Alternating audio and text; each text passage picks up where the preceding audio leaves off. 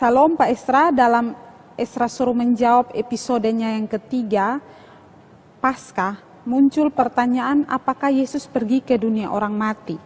Dalam pengakuan iman rasuli, kata turun ke dalam kerajaan maut bisa dipahami sesuai John Calvin bahwa Yesus mengalami hukuman neraka di atas kayu salib. Video YouTube Pak Esra 6 tahun lalu dan Doktrin Kristus part 15. Yang saya mau tanyakan adalah, ini ada beberapa pertanyaan. Yang pertama, apakah Yesus memang tidak pernah ke neraka? Lalu yang kedua, dalam Efesus 4 ayat 8-10 apa maksudnya? Lalu dalam 1 Petrus 3 ayat 18-20 dan 1 Petrus 4 ayat 6 apa maksudnya? Lalu dalam Mazmur 139 ayat 7-8 apa maksudnya? Terima kasih. Shalom, Tanoni dari Jakarta. Oke, ini kata-kata pengakuan iman rasuli.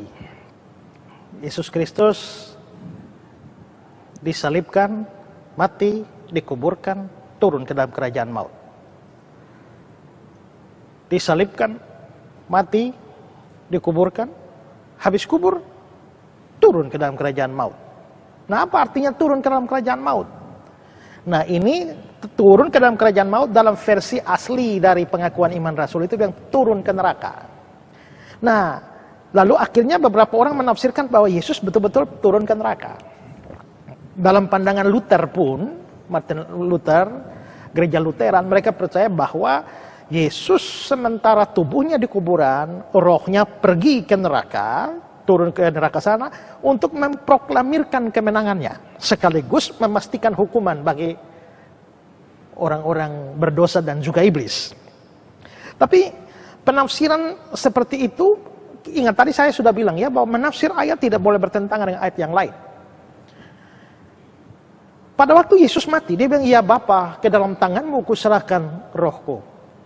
Kalau dia bilang, ya Bapa, ke dalam tanganmu kuserahkan rohku, ini roh Yesus ya. Roh manusia Yesus diserahkan kepada tangan Bapa surgawi. Ya berarti sementara tubuhnya di kuburan, rohnya kan di surga. Terus yang ke neraka siapa? Ya, karena itulah maka tidak mungkin kita artikan turun ke dalam kerajaan maut itu pergi ke neraka, bertentangan dengan ayat itu. Nah, lalu apa artinya? Nah, saya setuju dengan pandangan John Calvin bahwa penderitaan Yesus itu ada dua. Pertama, penderitaan yang kelihatan dan penderitaan yang tidak kelihatan. Penderitaan yang kelihatan itu yang dicambuk, ya, disalibkan, mati, ya. Tapi ada penderitaan yang tidak kelihatan. Penderitaan ini adalah penderitaan rohani. Penderitaan rohani, dan ingat bahwa akibat dosa manusia, maka manusia mengalami kematian. Upah dosa ialah maut. Nah, kematiannya itu ada tiga. Kematian rohani, putus hubungan dengan Allah. Kematian jasmani, yaitu putus napas. Lalu kematian kekal, itu neraka.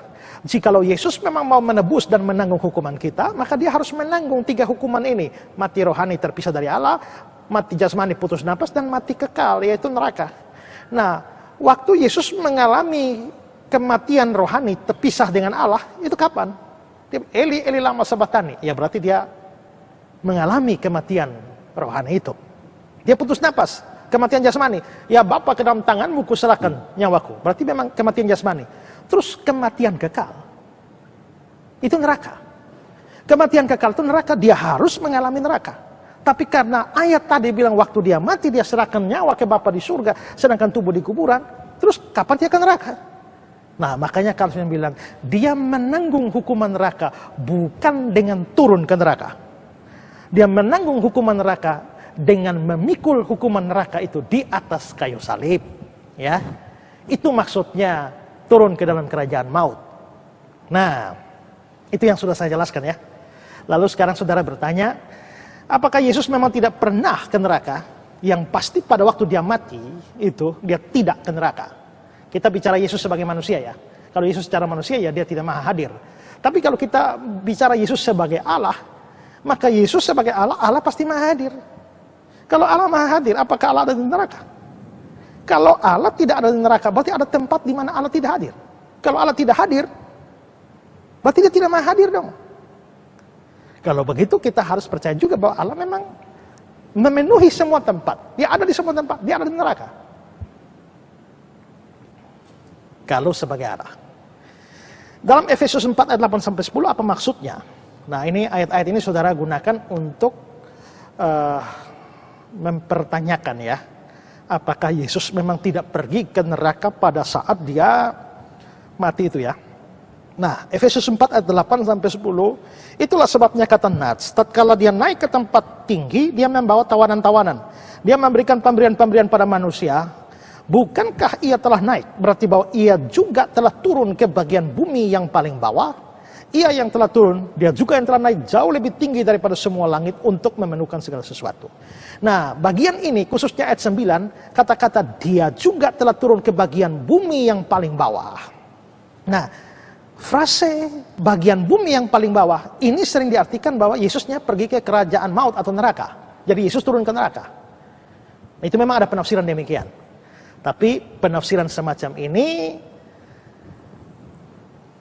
tidak bisa kita terima karena Efesus 4 ayat yang ke-9 ini Paulus hanya mau berargumentasi. Kalau dilihat konteksnya ya. Konteksnya adalah Paulus menyebutkan kalimat itu hanya untuk berargumentasi bahwa Kristus itu bisa naik ke surga karena dia pernah turun. Ya. Ini misalnya argumentasi di Paulus di sini sama seperti yang muncul dalam Yohanes 3:13. Tidak ada seorang pun yang telah naik ke surga selain daripada dia yang telah turun dari surga, yaitu anak manusia. Maka bagian bumi yang paling bawah itu apa artinya? Kita harus mengerti pemahaman semacam ini dari pemikiran orang Yahudi. Karena sama seperti tingkat ketiga dari surga artinya surga, bagian bumi yang paling bawah itu artinya bumi. Kok bisa begitu?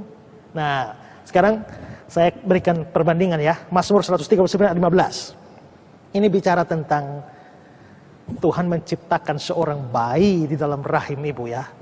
Tulang-tulangku tidak terlindung bagimu ketika aku dijadikan di tempat tersembunyi dan aku direkam di bagian-bagian bumi yang paling bawah. Kalau bumi paling bawah itu diartikan neraka. Lah ini apa ini? Anak ini direkam di bagian-bagian bumi paling bawah, ya artinya bahwa dia di bumi, di dalam rahim ibunya di bumi. Sehingga bagian bumi paling bawah itu tidak menunjuk pada neraka. Bagian bumi paling bawah itu menunjuk pada bumi. Ya, jadi Efesus 4 ayat 9 itu hanya mau berkata bahwa Kristus bisa naik ke surga karena dia pernah turun dari surga ke bumi waktu dia berinkarnasi. Lalu 1 Petrus 3 ayat 18-20, 1 Petrus 4 ayat 6. Saya baca ayat 19 saja ya, 1 Petrus 3 ayat 19. Di dalam roh itu juga, ia, Yesus, pergi memberitakan Injil kepada roh-roh dalam penjara. Nah ini biasa diartikan bahwa roh-roh dalam penjara ini adalah neraka. Tapi kalau kita baca selanjutnya, roh-roh yang dalam penjara yang pada zaman Nuh. Ya. Lalu 1 Petrus 4 ayat 6, itulah sebabnya maka Injil diberitakan juga pada orang mati. Supaya mereka sama seperti semua manusia dihakimi secara badani, tapi oleh roh dapat hidup menurut kehendak Allah. Injil telah diberitakan pada orang mati. Nah apakah ini berarti bahwa Yesus pergi ke dunia orang mati, tempat orang-orang mati untuk memberitakan Injil yang memungkinkan mereka diselamatkan? Kalau kita tafsirkan demikian, kita akan menabrak banyak ayat yang mengatakan bahwa orang mati sudah tidak bisa lagi diinjili. Kesempatan untuk percaya dan beriman dan bertobat selama hidup. Mati selesai.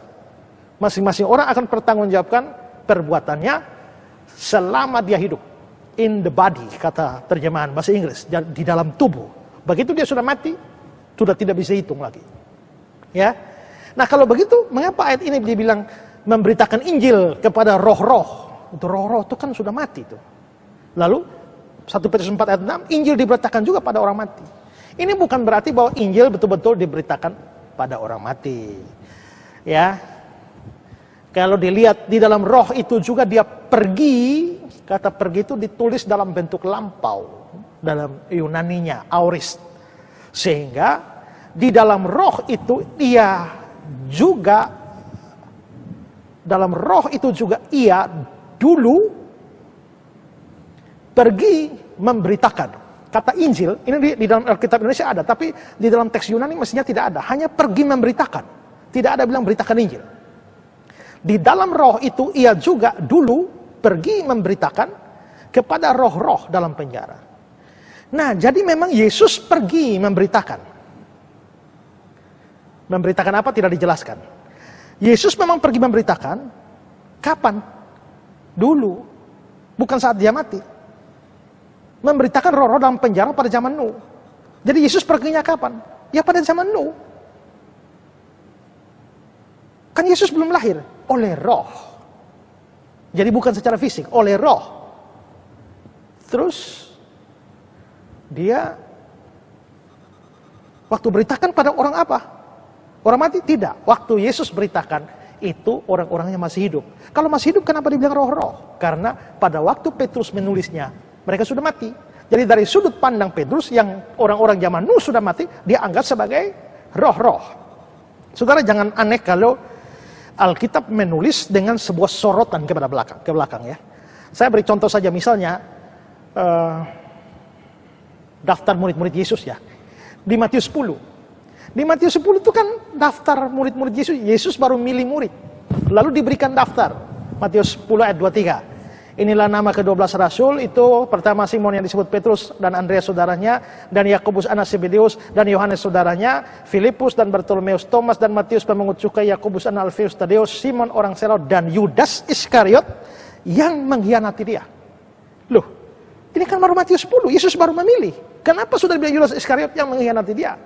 Memang pada waktu dipilih belum mengkhianati, tapi pada waktu Matius menulis Injil Matius ini, Yudasnya sudah mengkhianati. Karena itu maka dengan sorotan ke belakang, maka Matius menulis dengan tambahan keterangan yang mengkhianati dia. Sama dengan kasus Petrus itu. Pada waktu mereka diberitakan, mereka masih hidup. Tapi waktu Petrus menulisnya, mereka sudah mati. Dari sudut pandang Petrus, di mana mereka sudah mati, maka dibilang diberitakan kepada roh-roh. Ya, itu artinya sama dengan 1 Petrus 4 ayat 6 tadi. Lalu, Mazmur 139 ayat 7-8. Kemana aku dapat pergi menjauhi rohmu? Kemana aku dapat lari dari hadapanmu? Jika aku mendaki ke langit, engkau di sana. Jika aku menaruh tempat tidurku di dunia orang mati, di situ pun engkau.